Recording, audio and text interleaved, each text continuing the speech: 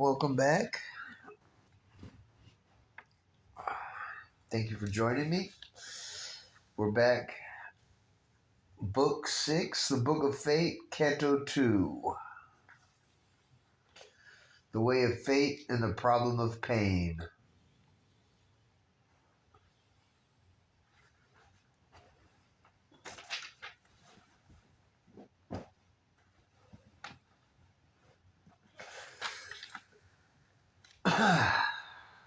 Okay.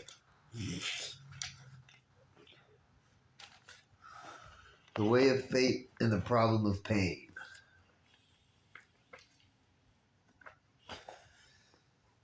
A silence sealed the irrevocable decree.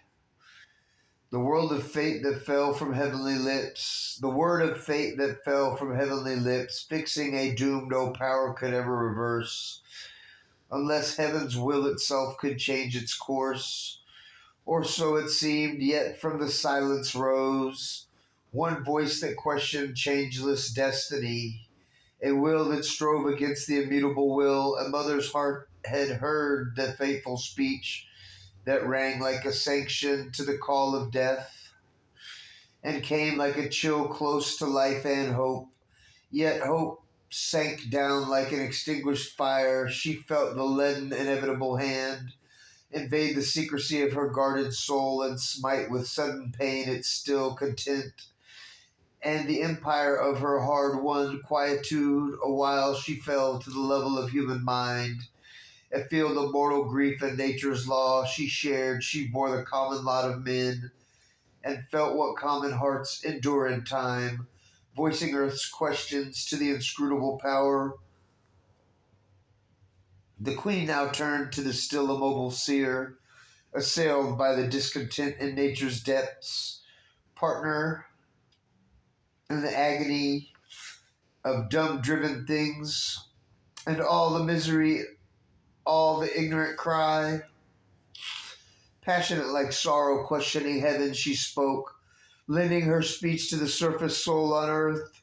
She uttered the suffering in the world's dumb heart, and man's revolt against his ignorant fate. O seer in the earth's strange, twi-natured life, by what pitiless adverse necessity, or what cold freak of a creature's will, creator's will, by what random accident or governed chance that shaped a rule out of the fortuitous steps, made destiny from an hour's emotion, came into the unreadable mystery of time, the dire mystery of grief and pain. Is it thy God who made this cruel law, or some disastrous power has marred his work, and he stands helpless to defend or save? A fatal seed was sown in life's false start, when evil twinned with good on earthly soil. Then first appeared the malady of mind, its pang of thought, its quest for the aim of life. It twisted into forms of good and ill, the frank simplicity of the animal's acts. It turned the straight path hewn by the body's gods, followed the zigzag of the uncertain course of life that wanders seeking for its aim. In the pale starlight falling from thought's skies, it guides the unsure idea, the wavering will. Lost was the instinct's safe identity with the arrow point of being's inmost sight, marred the sure step of nature's simple walk, and truth and freedom in the growing soul, out of some ageless innocence and peace, privilege of souls not yet betrayed to birth, cast down to suffer on this hard, dangerous earth. Our life was born in pain and with a cry. Although earth nature welcomes heaven's breath, inspiring matter with the will to live, 1,000 ills assail the mortal's hours and wear away the natural joy of life. Our bodies are an engine cunningly made, but for all its parts as cunningly are planned, contrived ingenious with demon skill, as is its apt inevitable heritage of mortal danger and peculiar pain, its payment of the tax of time and fate, its way to suffer and its way to die. This is the ransom of our high estate, the sign and stamp of our humanity, a grisly company of maladies, come licensed lodgers into man's bodily house, purveyors of death and torturers of life. In the malignant hollows of the world, in the subconscious cavern passages, ambushed they lie, waiting their hour to leap. Surrounding with danger the siege city of life, admitted into the citadel of man's days. They mine his force and maim or suddenly kill.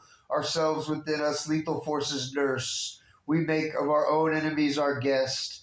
Out of their holes like beasts they creep and gnaw the chords of the divine musician's lyre, till frayed and thin the music dies away, or crashing saps with the last tragic note. All that we are is like a fort beset. All that we strive to be alters like a dream. In the grey sleep of matter's ignorance mind suffers, lagged by the world's disharmony, and the unloveliness of human things, a treasure misspent or cheaply, fruitlessly sold in a bazaar of a blind destiny, a gift of priceless value from time's gods. Lost or mislaid in an uncaring world, life is a marvel, mist and art gone wry. A seeker in a dark and obscure place, an ill armed warrior facing dreadful odds, an imperfect worker given a baffling task, an ignorant judge of problems ignorance made. In heavenward flight's reach closed and keyless gates, its glorious outburst, Peter out in mire. On nature's gifts to man a curse was laid. All walks armed by its own opposites. Error is the comrade of our mortal thought, and falsehood lurks in the deep bosom of truth. Sin poisons with its vivid flowers of joy, or leaves a red scar burnt across the soul. Virtue is a gray bondage and a gall. At every step is laid for us a snare, alien to reason and the spirit's light. Our fount of action from a darkness wells. In ignorance and nescience are our roots. A growing register of calamities is the past accounts, the future's book of fate. The centuries pile man's follies and man's crimes upon the countless crowd of nature's ills, as if the world's stone load was not enough. Oof. A crop of miseries obstinately is sown by his own hand in the furrows of the gods, the vast increasing tragic harvest reaped from old misdeeds buried by oblivious time. He walks by his own choice into hell's trap. The mortal creature is his own worst foe. His science is an artificer of doom. He ransacks earth for means to harm his kind. He slays his happiness and others' good. Nothing has he learned from time and its history, even even as of old in the raw youth of time, when earth's ignorant ran on the highways of fate, all forms of evil cling to the world's soul, war making not the sweet smiling calm of life. Battle and rapine, ruin and massacre are still the fierce pastimes of man's warring tribes. An idiot hour destroys what centuries made. His wanton rage or frenzied hate lays low the beauty and greatness by his genius wrought, and the might output of a nation's toil. All he has achieved he drags to the precipice. Hey, Piggy Needles. Hey, Sleepyhead. That's my girly girl. His grandeur he turns to an epic doom and fall. His littleness crawls content through squalor and mud. He calls heaven's retribution on his head and wallows in his self-made misery, a part author of the cosmic tragedy.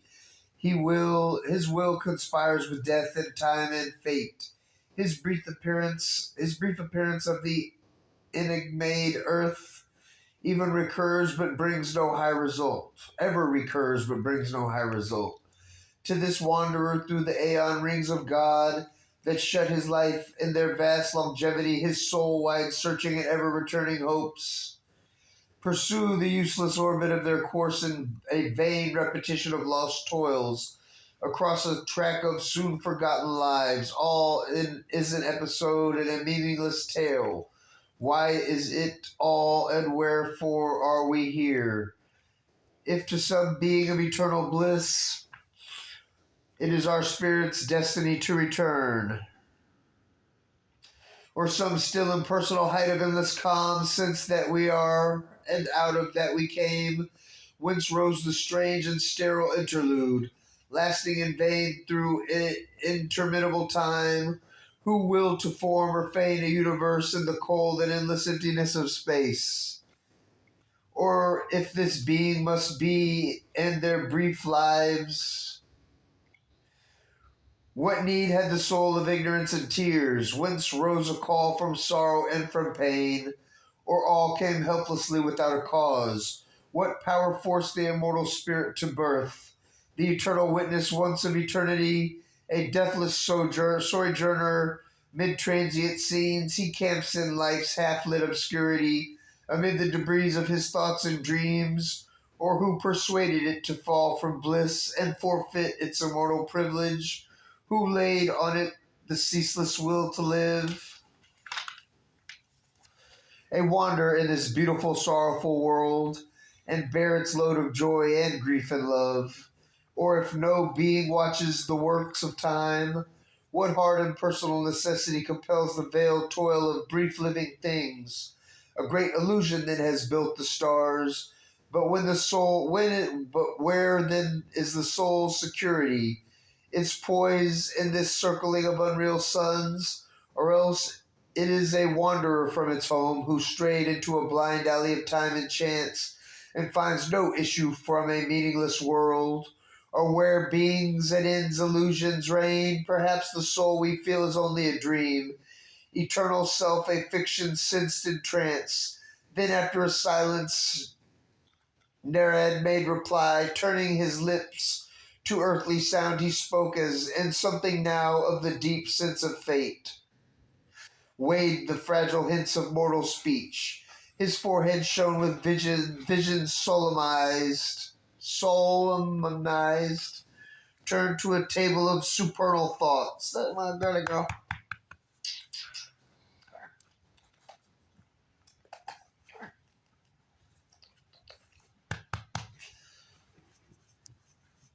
To a table of, where was it? So, supernal thoughts. As if characters